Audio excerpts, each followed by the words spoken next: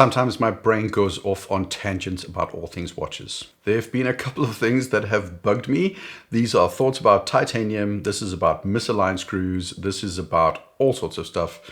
So let's dive in.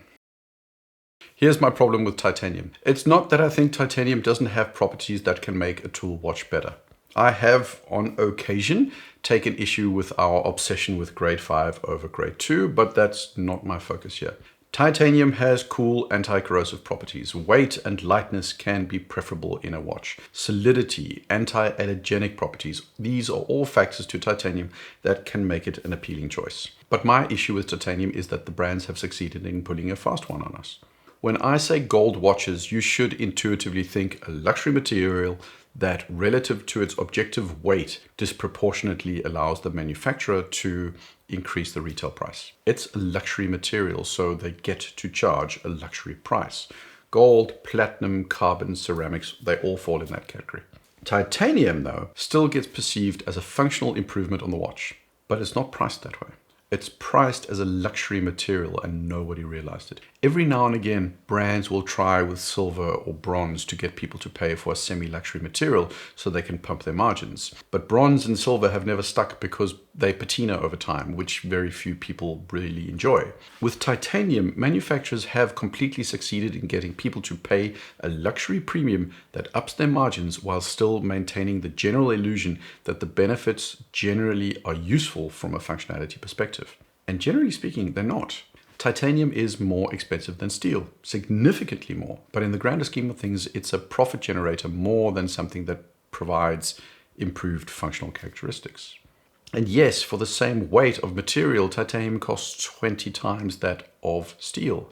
But that does just mean that 2 pounds of titanium will cost you $60 instead of $3 for 2 pounds of 304L steel. Misaligned screws. Nico has done this. He berated Hublot for having misaligned screws on a Hublot. Others complain about misaligned screws on the bezel of a Cartier. They're not wrong, but they always point to the royal oak and say that it's possible to do. And it's just wrong. The AP doesn't have screws. Those are bolts. They are angled and placed into the socket and fastened into place from below. At no point do those bolts rotate, and that's how they ensure alignment. The level of engineering precision needed to ensure that threads on a screw and a socket line up so that the heads align perfectly is close to impossible. Once in a blue moon, people get a Rolex Day-Date where the crown logo aligns upwards when fully screwed in. It's a unicorn occurrence. Bioceramic. This was a big talking point with the Moonswatch.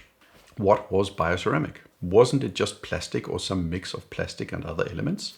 Yeah, it's plastic. It's not the problem. The problem with bioceramic isn't that it's plastic. The problem is that historically a lot of companies, especially petrochemical and biochem companies, have marketed bioplastics as more biodegradable and compostable than regular plastics. It's been a way of making plastic more palatable to a modern consumer that is concerned about the environment. The problem though is bioplastics are more biodegradable, but usually only when they are processed in a very specific manner. They are not just going to degrade naturally in nature faster than regular plastic. It's the processing that advances the degradation process, and very few people ensure that these products end up in the right bag at the right processing facility when discarded, so they never get processed in a way that facilitates that improved biodegradation. It's not a problem that Swatch is pretending it's not plastic. It's a problem that they're pretending that this is in reality a better product for the environment. It's likely not. The Blancpain 50 Fathoms. I think ever since Blancpain released the original 45mm 50 Fathoms, people have been screaming for a non-limited 50 Fathoms in 42mm. This year we finally got a 42mm model and it feels like nobody cared. I tried this watch on while in Geneva. It's a little bit tall, but when you see the 120-hour power reserve and a triple barrel movement, and you just everything's forgiven. This watch is awesome. Yeah, 16Ks is steep, and yeah, you're paying for the titanium luxury premium, but I totally feel this watch should have gotten so much more attention. I'd get this watch over a Submariner any day of the week. It's just on another level. My second point about the Blancpain 50 Fathoms. As far as I can tell, nobody noticed this, but the new 42mm 50 fathoms is almost the exact size of the Swatch 50 fathoms. The height, the diameter, the lug to lug, the lug width is 0.5 millimeter in difference. The Swatch was the prototype. Blancpain telegraphed the launch of a new 50 fathoms and nobody realized it. Cartier Santos dual time. The Cartier Santos has been a bit of a hit for Cartier. I own one myself.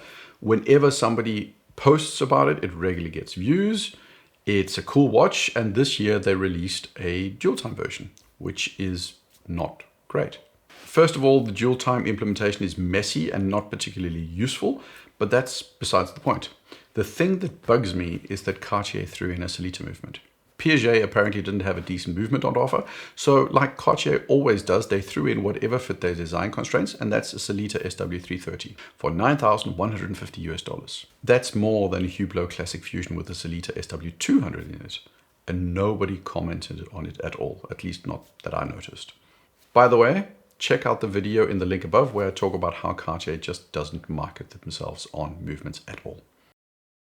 Bremont has gotten a lot of bad press for their rebranding and their new watches. Dull, stale, doom and gloom. I've done a whole video on it. There's one thing I just haven't been able to shake out of my head. Bremont has positioned themselves as the expensive Hamilton. Bremont has land, sea and air, Terra Nova, Supermarine and altitude. Hamilton have land, sea and air, field, navy, aviation. The Hamilton Khaki Expedition, white dial, vintage lume, compass bezel, leather strap. Terra Nova, white dial, vintage lume, compass bezel, leather strap. The Supermarine, middle of the road diver. Navy Frogman, relatively middle of the road diver. The Altitudes, they are the afterthought currently of the new Bremont line. The Air from Hamilton's, also the less popular Hamiltons. Bremont is to me quite literally the expensive Hamilton brand right now. All they have to do now is release a collab watch with a Christopher Nolan movie and we'll confirm it conclusively from there. Patek Philippe at Watches and Wonders. This annoyed me more than anything on the planet at the time. Watches and Wonders used to be an industry event where press and manufacturers got together and new watches were displayed.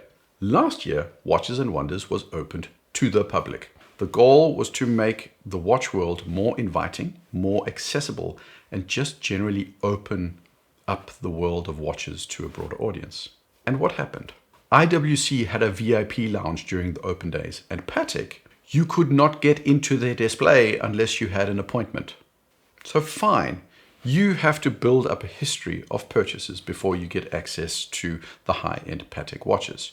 You, me, Joe Blogs are not Patek's audience. But for 3 days, where the Swiss watch industry was open to the public, Patek had the literal brain fart that had them conclude, let's also be closed to the public on the day where we are open to the public as an industry. You could see the watches from the outside, but what kind of arrogant, condescending, out of touch bullcrap is that? And for just 3 days out of a year, try not to be a douche.